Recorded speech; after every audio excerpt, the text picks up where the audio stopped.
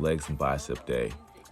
So the deadlift was the chief mass builder in this particular day. I did a little bit of unilateral leg presses, not pictured. So we're just gonna focus on the deadlift.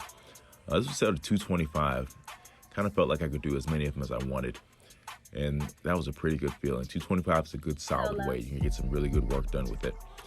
I ended up going up to 275 for, like I said, an 8 or something like that. And then the 315, thought I was gonna do more, but I think I'm gonna cap it at 315. I don't think I'm gonna travel too far north of that. It's a good solid weight, some good reps, 2s and 3s.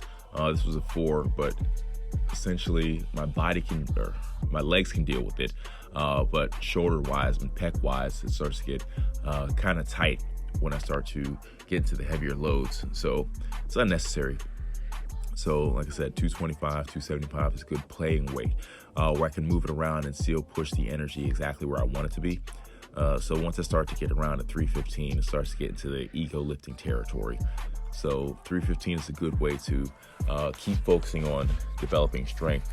If I get to the point where I can do 315 10, 12 times, no problem, that's going to be great, because essentially I would have developed the structural integrity in the shoulders to be able to deal with it.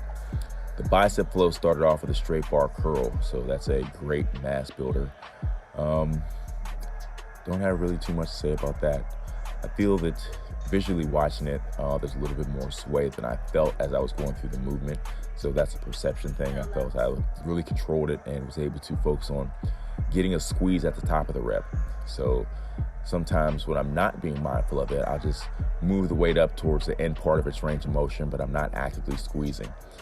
So this is a good set. It was, let's see, 25 on each side with a 5. So let's see, 50,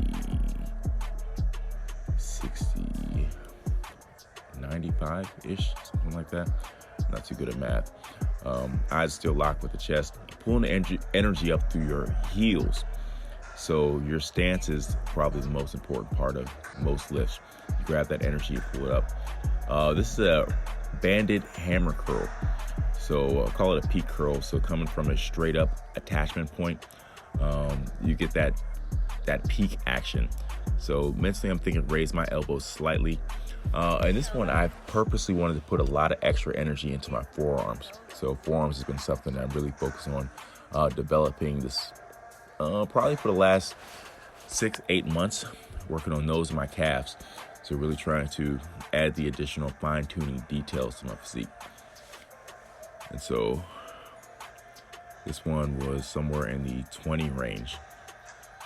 So this is a 4 exercise flow. And then this particular movement is a variation of pretty much a reverse curl. So it's a reverse hammer curl. So it's a hybrid movement. And then I took it into a tricep extension, just kind of threw that in there at the end. So whenever you do the extension, you stretch out the bicep as far as it can go, so it has more room to travel on the way up. Looks awesome too. I like to do this from a calf activated stance. So with this one, I was leaning slightly forward, just so when you come in with the curl, you get that little bit of work against gravity. You get a little bit extra intensity there. And this one, using a ripstick, this is actually one of my favorite forearm exercises. There's only so many things that you can do with the forearm, but this particular one just keeps focused attachment on that particular area. And after all those exercises, this is like a great overload for that. So again, I activate it laterally, so get a little bit of shoulder pump too, and then just pushing and pulling, and again, still focusing on sending that energy into the forearms.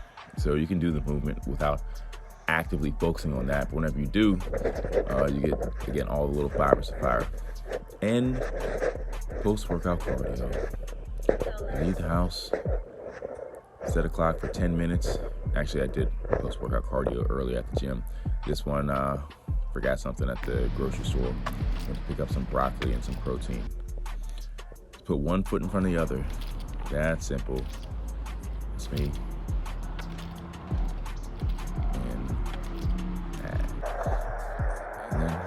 Something interesting, it's like a fleet of those refueling choppers. You never know what you might see on your daily walk. At the end, not really the end. And I had a post-workout photo shoot. That was always cool. seeing the results of the work. I didn't even do abs today.